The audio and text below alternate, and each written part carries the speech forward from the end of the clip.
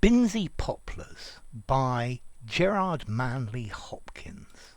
Quelled, 1879.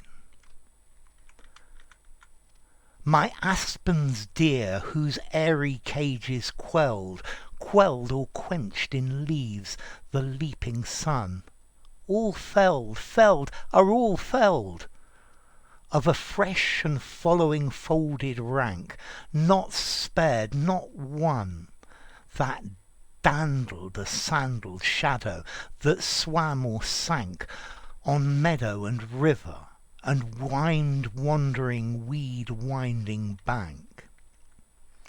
Oh, if we but knew what we do when we delve or hew, hack and rack the growing green, since country is so tender, to touch her being so slender, that this sleek and seeing ball but a prick will make no eye at all. Where we, even where we mean to mend her, we end her. When we hew or delve, after comers cannot guess the beauty been. 10 or 12, only 10 or 12 strokes of havoc unselve the sweet especial scene, rural scene, a rural scene, sweet especial rural scene. Okay, so this is about a line of trees on the River Thames in Oxford. Between Binsey and Godstow. I actually know this place quite well, and these lines or ranks of poplars are near the river. Okay, so firstly, poplars and aspens. Yeah, okay, a poplar and an aspen. To me, the Americans call them aspens. I would call them poplars, but you can call them both. And notice here, felled 1879. To fell is to cut down a tree. So these trees were cut down in 1879. And this is a poem about how he feels because the trees have been cut down. And I think the themes here are how man is destroying nature. And I think it's interesting, 140 years ago or so, people are writing poems about how man is destroying nature. So this is clearly not a new theme. So yes, I think the main theme is the way we disregard nature, and progress is the one and most important thing. So let's look at it and try and interpret it. My aspens dear, these dear trees, whose airy cages quelled, quelled or quenched in leaves the leaping sun. Okay, so these trees whose airy cages, so airy cages, this is a metaphor for the top of the tree where the branches and the leaves occupy a space, whose airy cages quelled or quenched in leaves the leaping sun. So the leaves quelled. To quell is to put down a rebellion. Yeah, to quench your thirst, to make less. So this is talking about the creating shadows and shade and coolness from the leaping from the jumping sun. All felled are all felled. So here he's saying they've all been cut down. And notice here, we've got 6 words and the word felled is repeated 3 times. And this gives the idea of how upset he feels about it. Then, let's go on.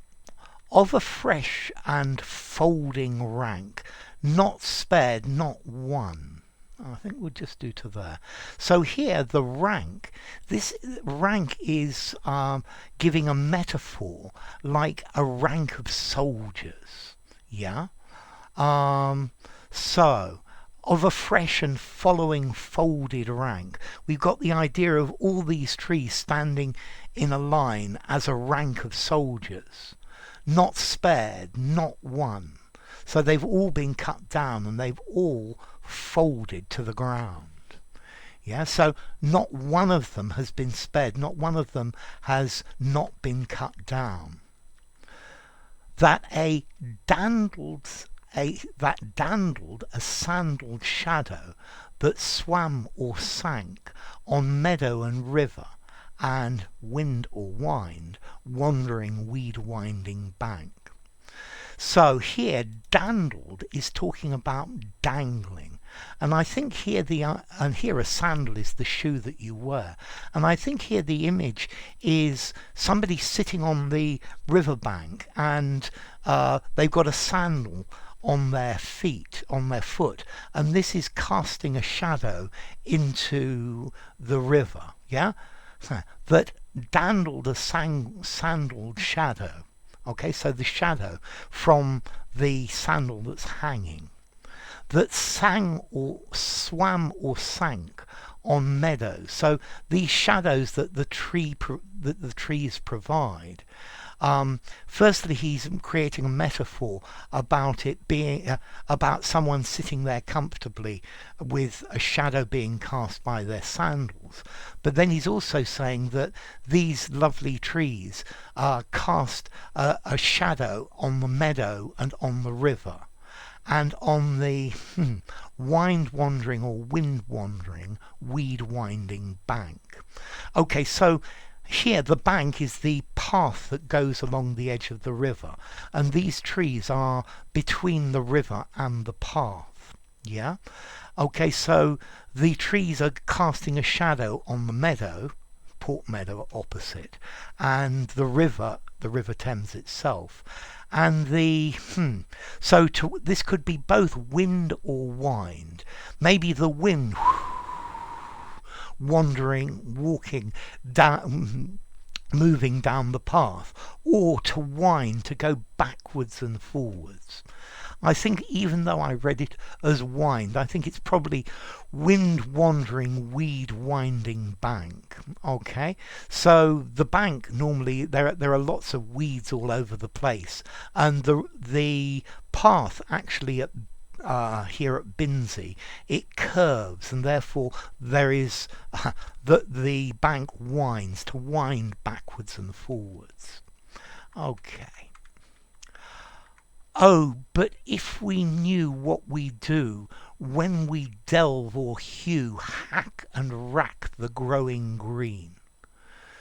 So we don't know what we're doing when we delve, when we dig or hew. To hew is to cut down. To hack, to cut badly. And rack. This word rack here has the idea of rack and ruin, destroy.